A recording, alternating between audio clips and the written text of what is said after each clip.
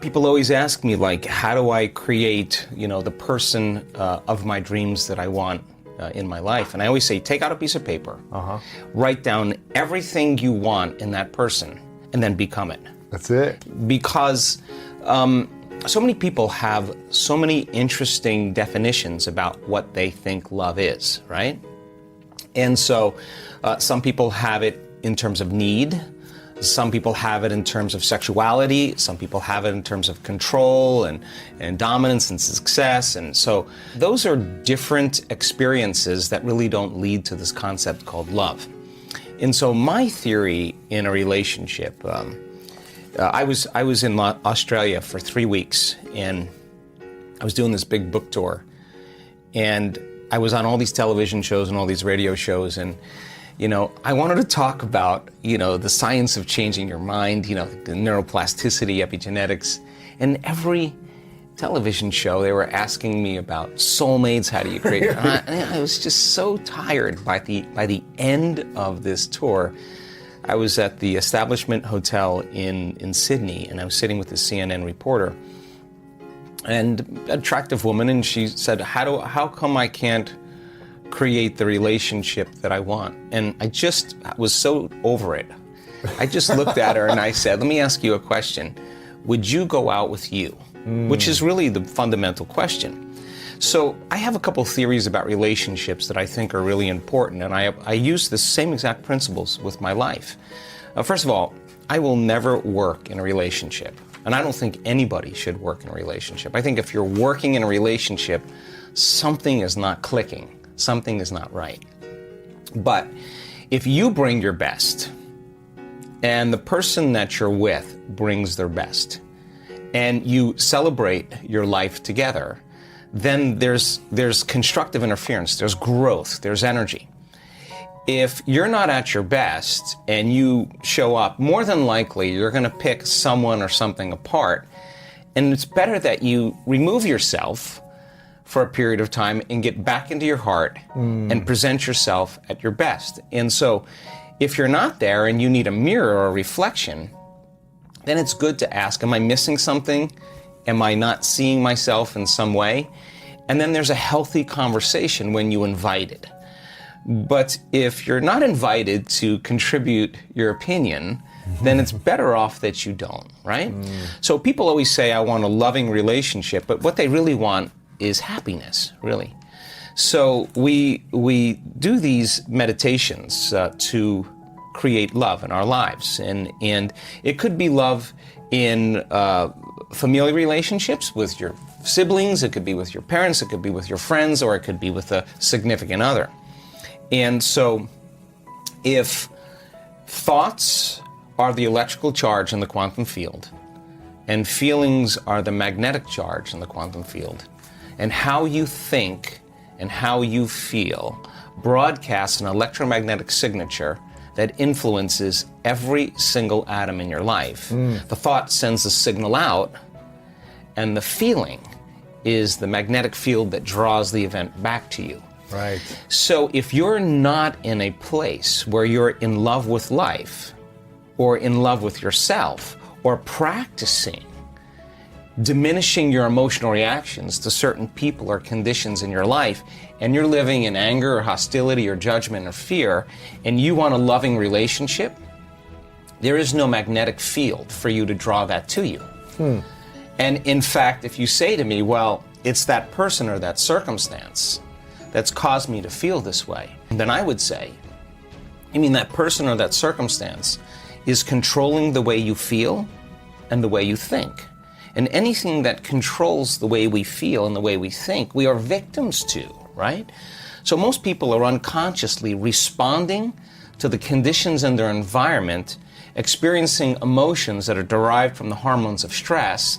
Those emotions cause us to feel separate from our dreams. They heighten our senses, so if we can't see them, it doesn't exist. The threat or the danger puts us in emergency mode. And we can think positively about the relationship we want. We could send the signal out into the field. We could have pictures. We could remind ourselves of what it is. But if you're not drawing the experience back to you, because your response to the environment is actually weakening your organism. It's weakening your response, is actually weakening the body. Then you will be, as a victim, more vulnerable to the conditions in your environment, whether large or small. And I'm talking about microorganisms as well. So if you wanted a true relationship where it was fundamentally based on this concept called love. Now let's talk about that, because we practice this a lot in the work that we do. If you could truly begin to practice trading those survival emotions every day for elevated emotions, and you practiced opening your heart, it's a skill that has to take place where you move out of survival. So people say, well, I can't open my heart. I can't feel love. And I say, well, what do you practice feeling? Because whatever you practice feeling, you're feeling most of the time. And that feeling could be guilt, but you're so used to it, you wouldn't even know it's guilt. It just feels like you. They're reacting to their external environment. What's happening? Or they're reacting to some stray thought in their mind, and every thought produces a chemical. So if they have an unhappy thought, they feel unhappy. If they have a judgmental thought, it produces chemicals that makes you feel polarized, right? So the stronger the emotions that we feel from the problems and conditions in our life, the more altered we feel inside of us, the more we pay attention to what's causing it outside of us. So if you have an event in your life, an experience in your life that has a strong emotional charge to it, and you don't feel like your normal self, you feel this alarm system switch on. You're going to narrow your focus on the cause, and the brain's going to take a snapshot, and that's called a long-term memory, right? So then what people don't know is that every time they think about that event, they're producing the same chemistry in their brain and body as if the event was occurring. In that moment. In that moment. So the highly charged event is actually producing the emotion, and the body is so objective that it doesn't know the difference between the real experience that's creating the emotion and the emotion that the person is fabricating by thought alone. The body's believing. It's so objective, it's believing it's in the same environmental experience. So the highly charged emotional events, some people think of their ex, and the thought of that person makes them sick. Makes them feel out of balance. So all you need is an image and an emotion, a thought and a feeling, a stimulus and a response, and you're conditioning your body emotionally into the past.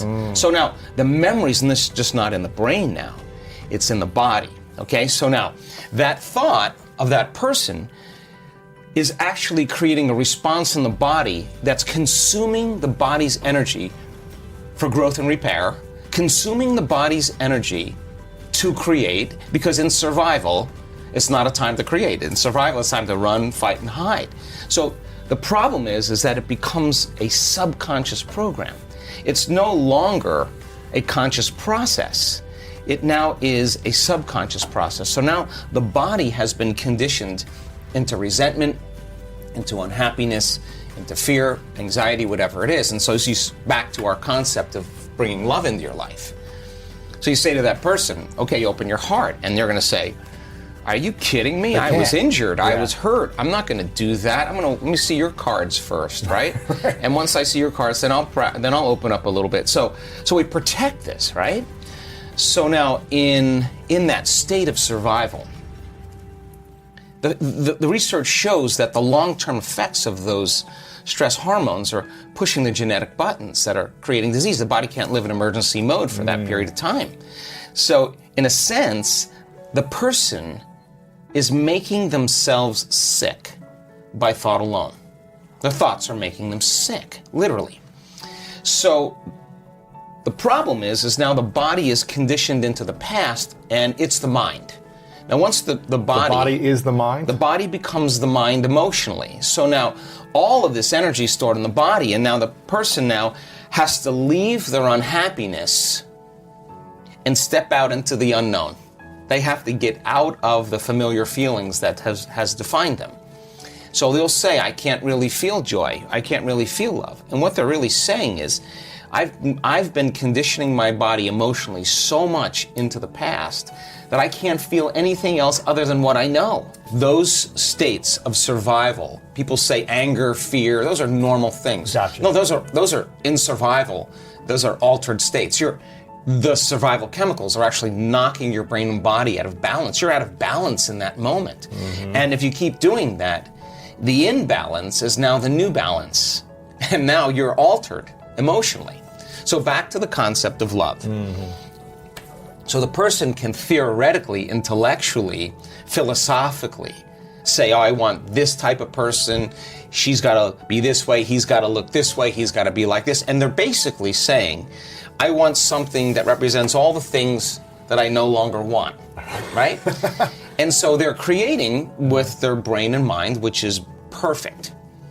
The problem is that if you can't feel the emotion of your future, your manifestation of love before it's made manifest. Like people say, well, when my relationship happens, when I find Mr. Right, then I'm going to feel love. Like waiting for the outer environment to change, to take away this feeling of anger, resentment, emptiness.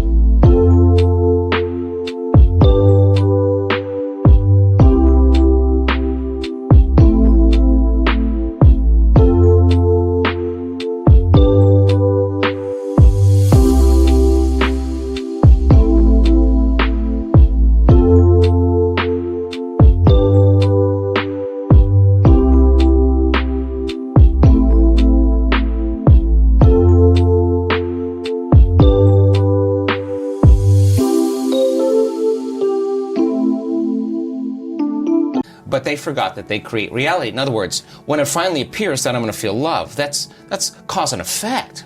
We're waiting for something to happen. If you're feeling the lack and the emptiness, then you're keeping your relationship at arm's length because you don't have the magnetic field to draw to you.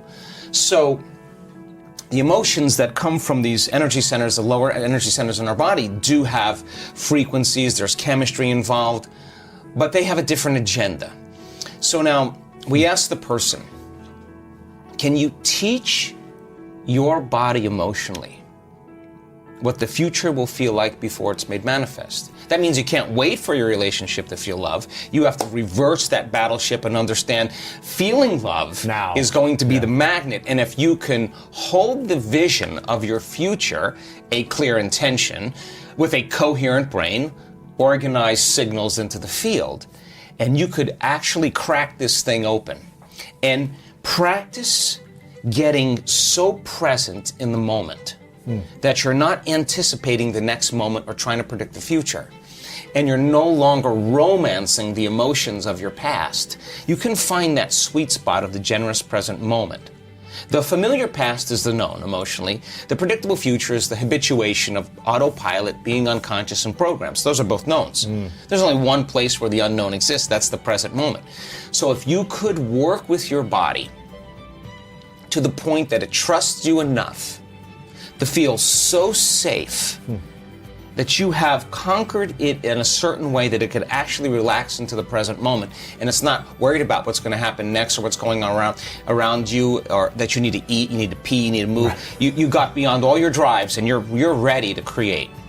That moment where you're present, if you could begin to work with your heart and start to breathe and start to practice feeling love. In the beginning, it would feel foolish or gratitude. Why would I feel love if it hasn't happened? Well, that's because you've been hypnotized into waiting for your world to change to feel the emotion from the experience.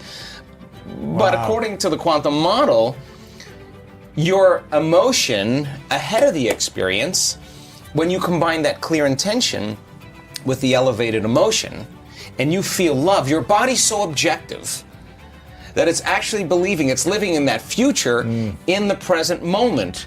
And your body now is beginning to change. You are beginning to change your biology to reflect what you're about to experience in your future.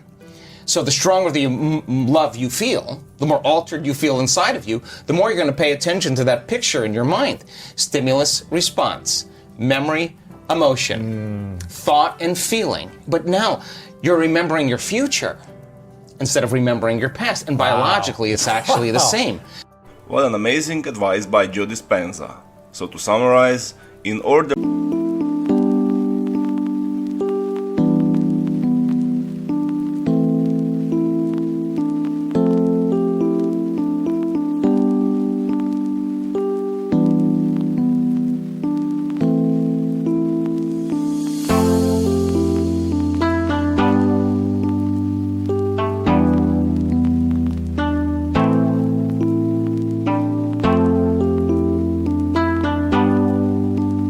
to attract love, you have to feel like you already have it. Only then will you manifest love or your desired relationship. We will continue with our daily practice of completing the inspiring quotes. In the previous video we were looking for 2 words of Joe Dispenza's quote. The quote goes like this: meditation opens the door between the conscious and the correct answer is subconscious mind. So meditation opens the door between the conscious and subconscious mind. Congratulations to everyone with the correct answer. Since I know you love Dr. Joe Dispenza, today's quote is also from Joe Dispenza. The last time many of you knew the correct answer, today's quote also shouldn't be difficult to guess. We are looking for 2 words. The quote goes like this: you have to feel gratitude to create the life that... Write your answers in the comments below the video and tell me if you love this video and our new way of ending the videos. If you like this video, give your thumbs up and share it with your friends. Even if you're not sure what the correct answer is, try and guess. The first one with the correct answer is the winner. Find the correct answer in the next video. So don't forget to subscribe and hit the bell button and don't miss any of the new videos and new challenges. If you really like what we do here and want to support us, you can join our channel and our community for a symbolic fee and gain many other additional features. You can do that by clicking the join button next to the subscribe button, or you can click on the link in the description of this video. Stay good and have a great day.